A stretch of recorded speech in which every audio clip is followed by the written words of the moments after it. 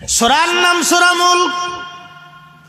এজন্য আল্লাহ বলেন উলাইকা হুম খায়রুল বারিয়া, আমি আল্লাহ তাদেরকে পৃথিবীর মধ্যে শ্রেষ্ঠত্ব দিয়েছি। অপরায়ত আল্লাহ বলেন ওয়াল্লাযীনা আমানু ওয়া আমিলুস সালিহাতি ফি রাউজাতিল জান্নাহ। ইমানে আমলে পাকা হয়ে যারা কবরে যাবে, ইমানে আমলে ইমানে আমলে ইমানে আমলে ইমানে আমলে ইমানে আমলে যারা পাকা হয়ে কবরে যাবে, ফি রাউজাতিল জান্নাহ, আমি আল্লাহ তোর কবর থেকে জান্নাতের বাগান বানাই দিব। একসাথে জোরে বলেন সুবহানাল্লাহ। কবর হবে ফি রাউজাতিল জান্নাহ, জান্নাতের বাগানের একটা বাগান। কবর হবে তার জান্নাতের বাগান। আরে উম্মতের কবর জান্নাতের বাগান হয়? আমার দেশের সাইকুল হাদিস কয় নবীর কবর বলে রওজা বলা যায় না। দেশে কত পাগল হয়েছে ভাই। শিক্ষিত পাগলের অভাব নাই, শিক্ষিত শয়তানের অভাব নাই দেশে। আল্লাহ বলেন তার কবরটা রওজা হয়ে যাবে। একসাথে বলা যাবে আল্লাহু আকবার। ফি রাউজাতিল জান্নাহ, জান্নাতের একটা বাগান হবে, রওজা হবে। ইমানে আমলে কেউ যদি পাকা হয়, তো ইমান কি? লা ইলাহা ইল্লাল্লাহ, পরের অংশের নাম মুহাম্মাদুর রাসূলুল্লাহ সাল্লাল্লাহু আলাইহি ওয়াসাল্লাম। কেউ যদি লা ইলাহা ইল্লাল্লাহ মানে, মুহাম্মাদুর রাসূলুল্লাহ না মানে, তার ইমান হবে? নবীর উপরে ইমান আনার কারণে উম্মতের কবর রওজা হয়ে যায়। অথচ নবীর কবর রওজা খুঁজে পায় না। আমার দেশে বহু সাইকুল হাদিস আছে, কখনো হাদিসে নেই। আমি বলি বেটা ভালো করে চশমা মুখে দিয়ে কোরআন তালাশ করে দেখো, আগে হাদিস পরে খুঁজে, আগে আল্লাহর কালাম খুঁজে দেখো, কালামে আল্লাহ কি বলেছে। বেটা হাদিস পরে খুঁজো, আগে কালাম দেখো। হ্যাঁ নবীর উম্মত, উম্মতের কারণে, নবীর কারণে উম্মতের কবর রওজা হয়। বাস্তবতা থেকে একটা ঘটনা শোনায় আপনাদেরকে। আজ থেকে বহু বছর আগে 1933 সাল পৃথিবীতে চলতেছিল সময়, ইরাকের বাগদাদের পারে একটা নদী নাম দজলা। এই দজলা নদীর পারে দুইজন সাহাবীর মাজার ছিল। একজন সাহাবীর নাম হযরত হুযায়ফা রাদিয়াল্লাহু আনহু, আর একজন সাহাবীর নাম আব্দুল্লাহ আনসারী রাদিয়াল্লাহু আনহু। দুইজনের কবর দজলা নদীর পারে তাদের সমাহিত করা হয়েছিল। তৎকালীন জমানার ইরাকের যিনি প্রধানমন্ত্রী তার নাম নূরে আল মালিকি, ইরাকের যিনি প্রেসিডেন্ট ছিলেন, ইরাকের যিনি বাদশা ছিলেন তার নাম বাদশা ফয়সাল। বাদশা ফয়সালকে সাহাবী স্বপ্ন দেখাইলেন, ও বাদশা ফয়সাল, আমি নবীর সাহাবী হুযায়ফা বলতেছি, আমার কবর দজলা নদীর পানিতে, আমার কবরের একটা পাশ দজলার পানিতে ভেঙে ফেলেছে। আমার কবরের মধ্যে দজলার পানি ঢুকে আমার কষ্ট হয়। সুবহানাল্লাহ বলা যাবে? কি হয়? কি হয়? উলাইকা হুম খায়রুল বারিয়া, সৃষ্টির মধ্যে তারা সেরা, উপরেও সেরা নিচেও সেরা। কথা বলেন ঠিক কিনা? উপরেও সেরা নিচেও সেরা, উপরেও সেরা নিচেও সেরা। যে বেয়াদব বলে মানুষ মরে গেলে কিছু থাকে না, ও কোরআন বুঝে না, ও কোরআন নিজেও বুঝে না। সারা জীবনকে আমি মুফাসসিরে কোরআন। বেটা কি মুফাসসিরে কোরআন হইছ যে কোরআনই বুঝো না তুমি এখনো? হযরতে হুযায়ফা রাদিয়াল্লাহু আনহু তিনি ডেকে বললেন, এ বাদশা ফয়সাল, আমি নবীর সাহাবী হুযায়ফা বলতেছি, আমার কবর দজলা ভেঙে ফেলেছে। তুমি আমার তাড়াতাড়ি করে আমার পাশে আমার নবী বন্ধু হযরতে সাহাবী আব্দুল্লাহ আনসারীর কবর স্যাঁতসেঁতে হয়ে গেছে, তুমি তাড়াতাড়ি করে আমাদের কবর তাড়াতাড়ি হস্তান্তর করো, স্থানান্তর করো। প্রথম রাত্রিবেলা বাদশাকে স্বপ্ন দেখাইলেন। বাদশা দুনিয়ার কাজের জন্য প্রথম রাতের স্বপ্ন ভুলে গেলেন। দ্বিতীয় রাত্রিবেলা আবার সাহাবী স্বপ্ন দেখায়, এরে বাদশা, আমি নবী সাহাবী হুযায়ফা বলতেছি, আমার কবর দজলা নদী ভেঙে ফেলেছে। আমার সাহাবী, আমার বন্ধু নবী সাহাবী আব্দুল্লাহ আনসারী, ওনার কবরটা স্যাঁতস্যাঁতে হয়ে গেছে, পানির কারণে কষ্ট হয়। আমাদের কবর তাড়াতাড়ি এখান থেকে সরাই অন্য কোথাও নিরাপদ জায়গায় নিয়ে যাও। দ্বিতীয় রাত্রে স্বপ্ন দেখাইলেন, আবার তৃতীয় রাত্রিবেলা স্বপ্ন দেখাইলেন। বাচ্চা ভুলে গেলেন দ্বিতীয় দিন। তৃতীয় রাত্রিবেলা আবার স্বপ্ন দেখাইলেন, হে বাচ্চা ফয়সাল, আমি নবী সাহাবী হুযায়ফা বলতেছি, কবর আমাদের সরাও, আমাদের কবর স্যাঁতস্যাঁতে হয়ে গেছে, আমার কবরে পানি ঢুকে আমার কষ্ট হয়। আমি নবী সাহাবী বলতেছি, আমার কবর তাড়াতাড়ি দজলা নদীর পার থেকে সরায় নাও। তৃতীয় দিন বাচ্চা ভুলে গেলেন। চতুর্থ রাত্রিবেলা ইরাকের প্রধান মুফতিকে স্বপ্ন দেখে বলেন, হে মুফতি, আমি 3 দিন বাচ্চাকে স্বপ্ন দেখাইলাম, 3 রাত, কিন্তু বাচ্চা আমার স্বপ্নের কোনো কাজ ব্যবস্থা নেয় না। আজকে তোমাকেও বলতেছি, তাড়াতাড়ি আমার কবর সরাও, আমার কবরের মধ্যে দজলার পানি ঢুকে আমার বন্ধু সাহাবী আব্দুল্লাহ আনসারীর কবর স্যাঁতস্যাঁতে হয়ে গেছে। আমার কবর, আমার বন্ধুর কবর তাড়াতাড়ি সরাও, আমাদের কষ্ট হয়। বাচ্চাকে 3 রাত স্বপ্ন দেখাইলাম, বাচ্চা কোনো ব্যবস্থা নেয় না, তুমি তাড়াতাড়ি করে ব্যবস্থা নাও। একসাথে জোরে বলা যাবে কি আল্লাহু আকবার? আরো জোরে জোরে জোরে জোরে। এই পাওয়ার আছে, এই উম্মতের পাওয়ার আছে। এই হাত তুলে বলেন, এই উম্মতের পাওয়ার আছে। উম্মতের পাওয়ার কত দেখেন তো। 1300 বছর ধরে কবরে, 1300 বছর পরে কবর সরাও, আমাদের কষ্ট হচ্ছে।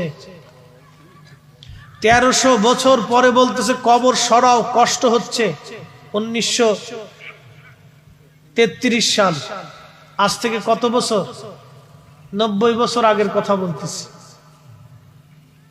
ইরাকের বাগদাদে মুফতি সরাসরি নুরি আল মালিকির কার্যালয়ে চলে গেলেন। প্রধানমন্ত্রীকে যে বিস্তারিত বললেন। প্রধানমন্ত্রীকে বাদশার কার্যালয়ে গেলেন। বাদশাকে যায় যখন স্বপ্নের কথা বললেন, বাদশা তো ভয়ে কাঁপতেছে, বলে, হ্যাঁ হুজুর, নবীর সাহাবী আজকে 3 রাত আমাকে স্বপ্ন দেখিয়েছে, আমি ভুলেই গিয়েছিলাম। হুজুর, আপনাকে স্বপ্ন দেখিয়েছে, এখন তাড়াতাড়ি করে কবর স্থানান্তরের ব্যাপারে আপনি ফতোয়া লেখেন, আমি দ্রুত গতিতে কবর সরানোর ব্যবস্থা করতেছি। সর্বনাশ, আমার জীবনের সবচেয়ে বড় ভুল হয়ে যাবে, বড় বেয়াদবি হয়ে যাবে। নবীর সাহাবী কবর সরাইতে বলতেছে, আমি 3 দিনে ভুলে গেলাম, হায় আফসোস আমার জন্য, কি হলো? তখন বাদশা দ্রুত গতিতে মন্ত্রী পরিষদ নিয়ে, উলামা ইকরাম নিয়ে, গণ্যমান্য ব্যক্তিদেরকে নিয়ে বসে গেলেন, কি করতে পারি এই সময়। 1300 বছর পর, সুবহানাল্লাহ বলা যাবে? 1300 বছর পরে কবর সরাইতে বলতেছে। 1300 বছর একজন ব্যক্তি মাটির নিচে একটা কাফনের কাপড়ও পুকায় ধরে নেই। উলাইকা হুম খায়রুল বারিয়া, সৃষ্টির মধ্যে তারা সেরা। আল্লাহর জবান থেকে আল্লাহ বলে দিয়েছে। আপনি যতই চিল্লাফাল্লা করেন যে খাজার কাছে গেলে কি হবে, শাহজালালের মাজারের কাছে গেলে কি হবে, সাথে আপনার ফতোয়ায় ধর্ম চলে না, ধর্ম আল্লাহর ফতোয়ায় চলবে। কথা বলেন ঠিক কিনা? আপনার ফতোয়ায় ধর্ম চলে না, আপনাকে দিয়েও ধর্ম চলে না, আপনি ধর্ম দিয়ে চলেন। কোন আলেমকে দিয়ে ধর্ম চলে না, বরং আলেম ধর্ম দিয়ে চলে। এক কথা বলেন না, বুঝেন না? নবী কি উম্মত দিয়ে চলে নাকি? না, উম্মত নবী দিয়ে চলে।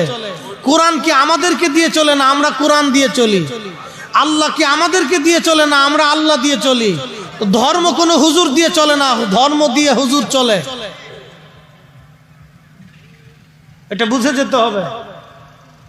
হুজুর দিয়ে নবী চিনবেন না, নবী দিয়ে হুজুর চিনবেন। নবী দিয়ে হুজুর চিনবেন। যদি নবী দিয়ে হুজুর মাপেন তো হুজুর চিনা যাবে। আর যদি হুজুর দিয়ে নবী মাপতে চান তাহলে জীবনও যাবে, ইমানও যাবে, আখিরাতও হারাবেন, দুনিয়াও হারিয়ে ফেলবেন। কি কথা বলেন না কেন? বহু লোক আছে হুজুর দিয়ে নবী চিনে। কে বলছে রে? বলে বিরাট বড় শায়েখ বলছে নবী আমরার মতো। কত বড় শায়েখ জানেন? মদিনার থেকে পড়ে আসছে। আচ্ছা, মদিনার থেকে পড়ে আসা শায়েখ কত বড় হলে নবীজির পেশাবের সমান হয় বলেন তো? হ্যাঁ, এই তো বুঝে গেছে। মদিনার থেকে পড়ে আসা শায়েখ কত বড় হইলে নবীজির পেশাব মুবারকের সমান হয় বলেন তো? বলে কে বলছে রেখে? বড় হুজুরে বলছে। হুজুর কত বড় হলে নবীজির পেশাব মুবারকের সমান হয়, জুতা মুবারকের ধুলার সমান হয় বলেন তো? বুঝে যাবে। আমরা সাচ্চার হক কথা, স্পষ্ট কথা বলি, মানুষ আমরা বেদাতি বলে। কে এরা এত বুঝে কি? এরা খালি মিলাদ করে আর কিয়াম করে খাই দেয়, পীর পীর করে, এটাই বুঝে। আমরা আর দুনিয়ার কিচ্ছু বুঝি। হ্যাঁ, নবীর উম্মত খুবই মনোযোগ দেন। 1300 বছর পরে সাহাবী স্বপ্ন দেখায় বাচ্চা। ইলেকট্রনিক্স মিডিয়ার মাধ্যমে, সংবাদপত্রের মাধ্যমে সারা পৃথিবীতে ছড়িয়ে গেল। নবীজি সাহাবী স্বপ্ন দেখেন। ঘটনাটা শুধু ইরাকের মধ্যে সীমাবদ্ধ না, সারা দুনিয়াতে ছড়িয়ে গেল। হজের মৌসুম চলতেছিল। হাজিরা তখন লাব্বাইক আল্লাহুম্মা লাব্বাইক বলে তারা আল্লাহর দরবারে হাজির হয়েছে। লক্ষ লক্ষ হাজিদের মাঝে সংবাদ পৌঁছে গেল, ইরাকের বাগদাদে নবীজি সাহাবী স্বপ্ন দেখাইছে হুযায়ফা বাদশাকে কবর সরাইতে বলতেছে। এত বড় সুবর্ণ সুযোগ কে হারাইতে চায়? কারণ সাহাবী দেখার মতো সৌভাগ্য কয়জনের হতে পারে? যারা নবীর কদমে দর্শে বসে কোরআন শিখেছে, নবীর দরবারে বসে বসে নবীর কথা শুনেছে, যাদের কলিজা কেটে দিয়ে নবীর কদমে কলিজা সমর্পণ করেছে। এদের চেহারা দেখলেও তো আল্লাহর জান্নাত নসিব হয়ে যাবে। কথা বলেন ঠিক কিনা? নসিব লাগে, নসিব, নসিব লাগে। ওলি আল্লাহদের মুহিব্বিন হওয়াটাও নসিব লাগে। আমার দেশে বহু যুবক মেসির ভক্ত। মেসি যদি গোল না দিতে পারেন, ও দেখবেন যে রাত্রিবেলা খাবার খায় না, ট্যাবলেট খেয়ে ঘুমায়। কি বুঝলেন আপনি? ব্রাজিল ঠকে গেছে। বহু ব্রাজিলের সমর্থক যা দেখবেন ট্যাবলেট খেয়ে ঘুমাইতেছে। ওর খেলায় দেখবেন না, নিয়ত করে ফেলছে। আর যদি ব্রাজিল জিততো তাহলে গরু একটা জবাই দিয়ে হলে মানুষের বিরিয়ানি খাওয়া লাইতো। এরকম বহু পাবলিক দেশে আছে। বউয়ের গহনা বিক্রি করে 3 কিলোমিটার পতাকা টানাইছে। ওকে ল্যাংটা করে পিটানোর দরকার। কথা কর না কেন? ওকে ল্যাংটা করে পিটি, ওর কাপড় খুলে তারপরে ওর লুঙ্গি দিয়ে পতাকা টানাইতে হবে। কত বড় গাধার বিয়াক্কেল পৃথিবীতে এখনো আছে আপনি চিন্তা করেন। আমার দেশের 30 লক্ষ মানুষ জীবন দিছে কি অন্যের বেটার পতাকা ওঠানোর জন্য? কানার ঘরের কানা 30 লক্ষ মানুষ জীবন দিয়েছে আমার দেশের পতাকা আমার দেশেই উড়বে। কথা বলেন ঠিক না বেটে? বেটা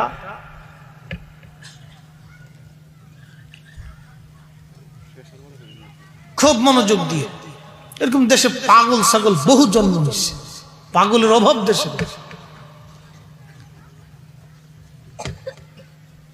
হৃদয়ের ভিতরে, কলিজার ভিতরে একজন প্লেয়ারের প্রতি আসক্তি কত, কিন্তু উম্মত তো নবীর।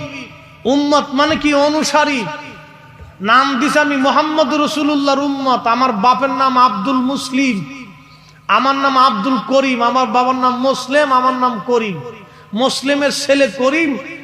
আর্জেন্টিনার মেসি গোল না দিতে পারলেও ট্যাবলেট খেয়ে ঘুমায়। কত বড় মুসলমান চিন্তা করেন। এটা মুসলমান দুনিয়াতে থাকলেও আল্লাহ লাভ নাই, না থাকলেও আল্লাহ লস নাই। কথা বলেন ঠিক কিনা? শয়তানে হাসে আর কয় সর্বনাশ, তুই তো আমার চাইতে বড় পাগল। এরকম বহু গাধা দেশে তৈরি হয়েছে। খেলা দেখেন নিষেধ নাই, কিন্তু আসক্তি নিষেধ আছে। এই আসক্তির জন্য এবছর 2টা ছেলের জীবন চলে গেছে। 2টা মার কোল খালি হয়েছে। মারামারি করে 2টা মারা রয়েছে দেশে। কত বড় আসক্তি চিন্তা করেন। খেলা নিয়ে মারামারি করে আসক্তি। উম্মত আমরা নবীর, আমাদের লড়াই নবীর পক্ষে হবে, নবীর ইজ্জতের পক্ষে হবে। নবীর গান যে গাবে আমি তার গান গাবো, নবীর পক্ষে যে থাকবে আমি তার পক্ষে থাকবো, নবীকে যে তাজিম ও তাকরিম করবে আমি তার জুতা টানবো। কথা বলেন ঠিক না বেঠে? আমরা আমাদের কাজই নবীর পক্ষে হবে। প্রিয় মুসলমান, হযরত হুযায়ফা এই সংবাদ সারা পৃথিবীতে ছড়িয়ে গেল। হাজির অ্যাপ্লিকেশন করলো, আমরাও সাহাবী দেখতে চাই। এই সাহাবী দেখার জন্য, এই সাহাবী দেখার জন্য। আচ্ছা ঠিক আছে, হ্যাঁ শেষ করে দেব, বেশি সময় নেই। সময় তো খুব সংক্ষিপ্ত, শীতের দিন, এই সূর্য উঠলে কেমনে যে চলে যায় বোঝা বড় মুশকিল। এটা দিনের সময় খুব কম, শীতের কাল। হুযায়ফা রাদিয়াল্লাহু আনহুর কথা বলেই শেষ করে দিব। তারা পৃথিবীতে কিভাবে আল্লাহকে সন্তুষ্ট করেছিলেন, নবীর কদমের গোলামি করেছিলেন। দেখেন 1300 বছর পরে সাহাবী স্বপ্ন দেখাইলেন, সারা পৃথিবী থেকে সংবাদ আসলো, বাদশার কার্যালয়ে মেইল আসতেছে, আপনারা একটু দেরি করেন, আমরাও সাহাবীর চেহারা দেখে নিজেদের জীবনকে ধন্য করতে চাই। হাজিরা দরখাস্ত করলো। হাজিরা যখন দরখাস্ত করছে, বাদশা তখন বলেন উপায় কি? একদিকে সাহাবীর কবরে কষ্ট হচ্ছে, অন্যদিকে হাজিরাও দরখাস্ত করেছে, আল্লাহর মেহমান তারা, তাদের কথা তো মানতেই হবে।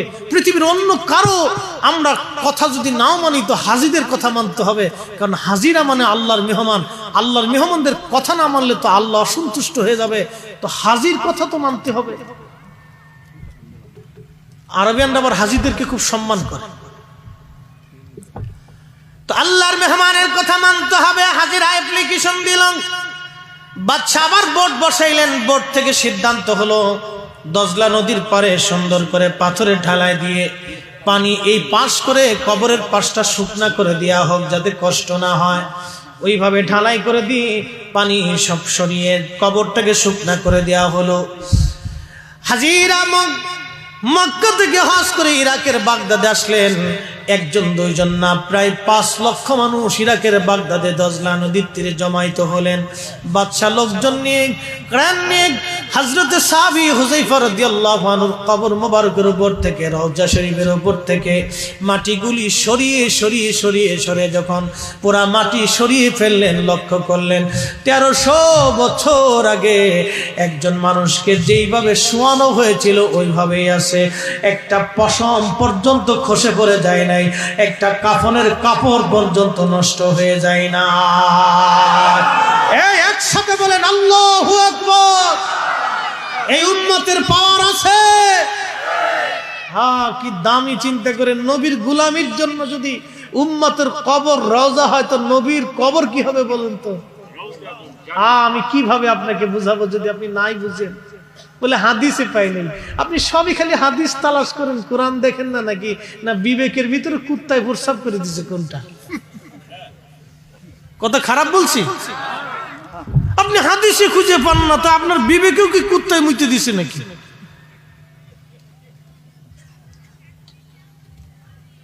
চোদ্দশো 1300 বছর পরে একজন সাহাবীর কবরে যেমন তেমন, উলাইকা হুম খায়রুল বারিয়া জাযাউহুম ইনদা রাব্বিহিম জান্নাহ। আল্লাহ বলেন আমি তাদের জন্য জান্নাত বানিয়ে রাখছি। জান্নাতু তাজরি, জান্নাতু আদনিন তাজরি মিন তাহতিহাল আনহার। ওই জান্নাতের নিচ দিয়ে নদী প্রবাহিত হবে, খালিদিনা ফিহা আবাদা, চিরদিন পর্যন্ত তারা ওই জান্নাতেই থাকবে। একসাথে বলা যাবে না আল্লাহু আকবার? আমি বলি না, আল্লাহ বলেছে। পরের হুজুর কেবলার কথা, আল্লাহর জবানের কথা। এমন মানলে মুসলমান, না মানলে আপনি চলে যাবেন, অসুবিধা নাই, ফেরেশতারা ল্যাংটা করে পিটাবে। কি করে বুঝাবো বলেন তো? 1300 বছর পর একজন মানুষের দেহ যেরকম সেরকম, ব্লাড সার্কুলেশন তখনও চলতেছে। আপনি আশ্চর্য আরো হবেন, বিজ্ঞান পড়ে দেখবেন। মানুষ মরার সাথে সাথে তার সার্কুলেশন বন্ধ হয়, রক্ত চলাচল বন্ধ হয়ে যায়, জন্য শরীরে পচন লাগতে থাকে। মানুষ মরার সাথেই রক্ত সঞ্চালন বন্ধ হয়। 1300 বছর পর্যন্ত সাহাবী কবরের ভিতরে ব্লাড সার্কুলেশন তখনও চালু আছে। ত্বক নষ্ট হয়ে যায় না, ত্বকের ভিতরে রক্তের সাপ আছে, ত্বক নরম।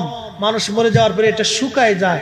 1300 বছর পর্যন্ত তার চেহারার লাবণ্য, তার নূরময় নরম, তার চোখ তখনও জিন্দা, তার পশমগুলি তখনও জিন্দা, তার ঠোঁট পর্যন্ত শুকিয়ে যায় না, ঠোঁট পর্যন্ত তখনও তাজা, তার শরীর তখনও তাজা, পশম পর্যন্ত তাজা, কাফনের কাপড় পর্যন্ত মাটি স্পর্শ করে নাই।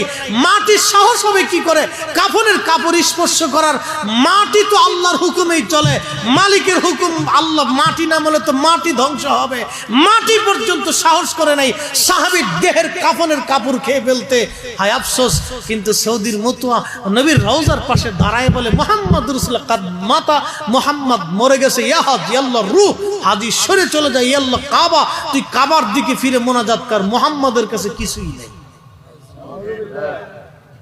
মুহাম্মাদের কাছে যদি কিছু না থাকে তো পৃথিবীতে কার কাছে কি থাকবে বলেন তো? এখানে কি জন্য আসিস? এখানে কিচ্ছু নাই। যেখানে নবী মুহাম্মদ আছে সেখানে না আছে কি বলেন তো? যেখানে আল্লাহ রসুল ঘুমিয়ে আছে সেখানে যদি কিছু না থাকে তো পৃথিবীর কোথাও কিছু নাই, কোথাও কিছু নাই, সৃষ্টিতে কিছু নাই। নবী মুহাম্মদকে দিয়ে আল্লাহ তার পরিচয় পৃথিবীতে প্রকাশ করেছে। নবী মুহাম্মদের মাধ্যমে আল্লাহ কোরআন পাঠিয়েছে। এ নবীর মাধ্যমে তার হাবিবুল্লাহর মাধ্যমে আল্লাহ আমাদেরকে দিন শিখিয়েছে। সাহাবে کرام ঈমান এনেছে নবীকে দেখে, সাহাবে کرام দিন মেনেছে তো নবীকে দেখে, সাহাবে کرام দিন বুঝেছে নবী দেখে, সাহাবে کرام ঈমান ওয়ালা হয়েছে নবী দেখে, সাহাবে کرام জীবন কুরবানি করেছে নবী দেখে। সাহাবে کرامের সবকিছু ছিল নবীকে কেন্দ্র করে। এইজন্য আল্লাহ বলেন কুল ইন কুনতুম তুহিব্বুনাল্লাহ, হুজুর আপনি বলে দেন আমি আল্লাহ সব পরিষ্কার কথা, আমি আল্লাহকে ভালোবাসতে চাইলে আপনি নবীকে আগে ভালোবাসতে হবে। আমি আল্লাহকে পেতে হলে আপনি নবীকে আগে পেতে হবে। আমি আল্লাহকে মানতে হলে আপনি নবীকে আগে মানতে হবে। আমি আল্লাহকে পাইতে হলে আপনাকে আগে পাইতে হবে। আমি আল্লাহকে খুশি করতে হলে আপনি নবীকে আগে খুশি করতে হবে। আমি আল্লাহর দলে থাকতে হলে আপনি নবীর দলে আগে থাকতে হবে। আমি আল্লাহকে তাজিম করতে হলে আপনি নবীকে আগে তাজিম করতে হবে। আমি আল্লাহকে দেখতে হলে আপনি নবীকে আগে দেখতে হবে। আমি আল্লাহ বুঝতে হলে আপনি নবীকে আগে বুঝতে হবে। আমি আল্লাহ পাইতে হলে আপনি নবীকে আগে পেতে হবে। এই জন্য আমরা সুন্নিরা নবী নবী করি।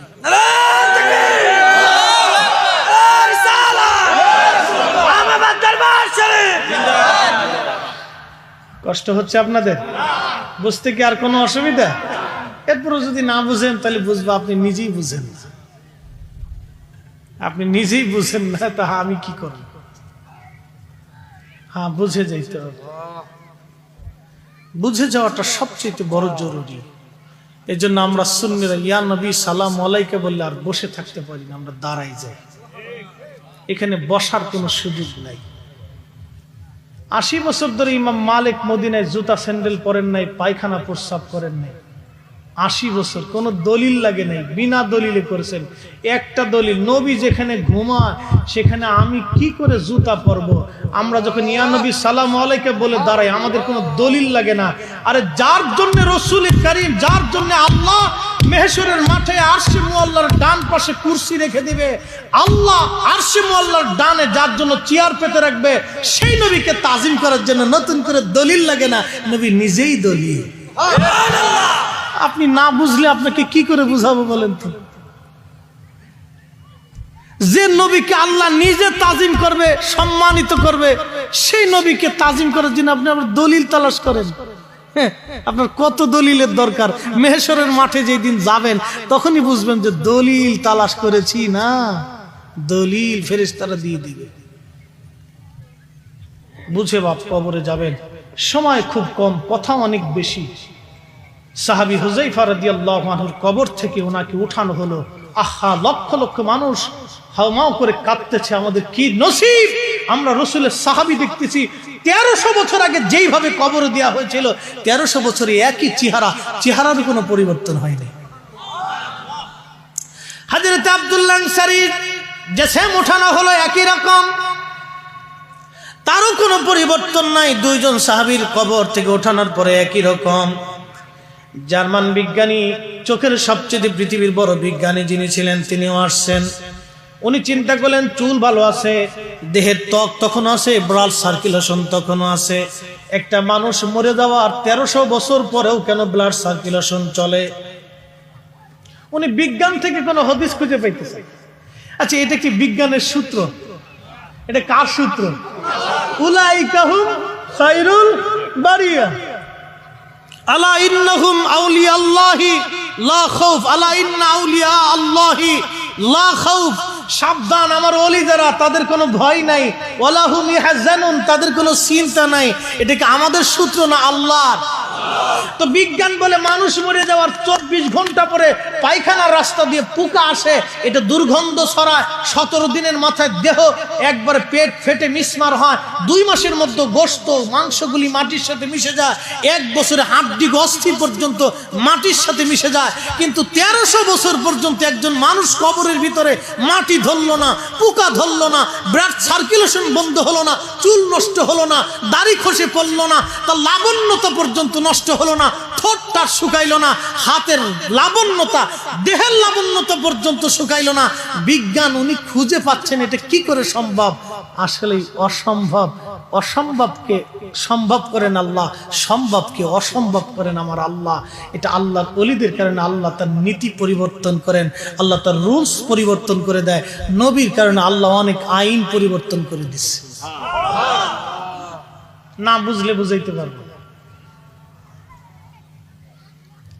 হ্যাঁ, জার্মান বিজ্ঞানী বললেন চোখটা দেখি তো কেমন আছে।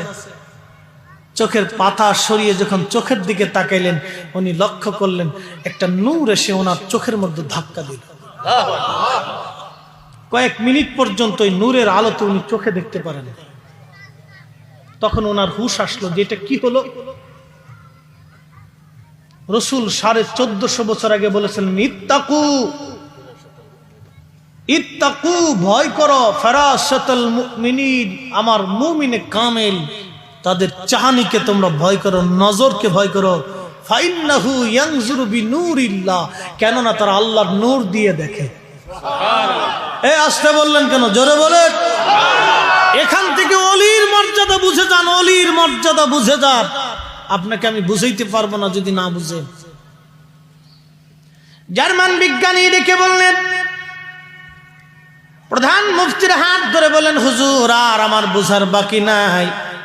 যেই কালেমা, যেই ইমান, যেই ধর্ম একজন মানুষকে 1300 বছর পর্যন্ত মাটির নিচে অক্ষত রাখে এবং তার চোখ থেকে নূরের আলো প্রভা এসে আমার চোখের আলো নিভিয়ে দিতে পারে, আমার আর বুঝার বাকি নাই। আপনি আমাকে ওই ধর্মের দীক্ষা দিয়ে কালেমা পড়াইয়া মুসলমান বানায় দেন। লা ইলাহা ইল্লাল্লাহু মুহাম্মাদুর রাসূলুল্লাহ সাল্লাল্লাহু আলাইহি ওয়াসাল্লাম।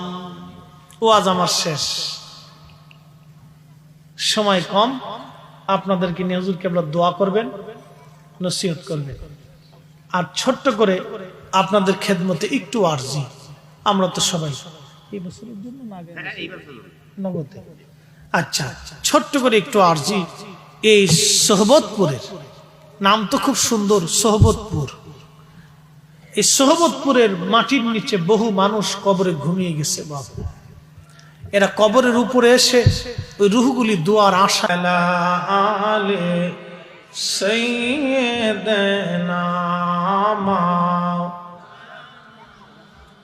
মুহাম্মদ লা ইলাহা জোরে লা ইলাহা হাসবি রব্বি জাল্লাল্লাহ মা ফি কলবি গায়রুল্লাহ নূর মুহাম্মদ সাল্লাল্লাহু লা ইলাহা ইল্লাল্লাহ লা ইলাহা লা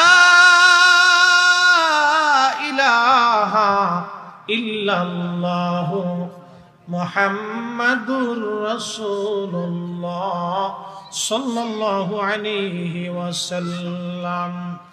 আমরা সবাই বলি আলহামদুলিল্লাহ। তো যে আলোচনা চলতেছিল, সে আলোচনার থেকেই আলোচনার প্রারম্ভ শুরুটা আবার শুরু করছি।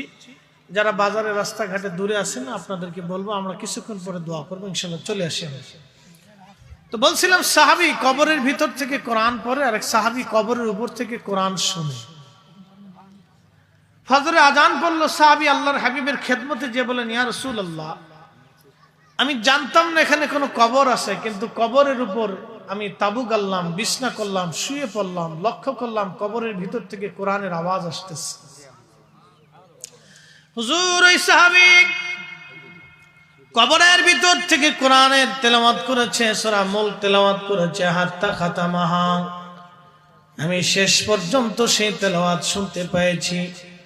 আল্লাহর নবী তাকে ধমক দিয়ে বলেন নাই, সাহাবী তুমি ভুল শুনেছো, তুমি ভুল শুনেছো, এটা জিনে পড়েছে বা ফেরেশতায় পড়েছে, এরকম কিছু নবী বলেন নাই।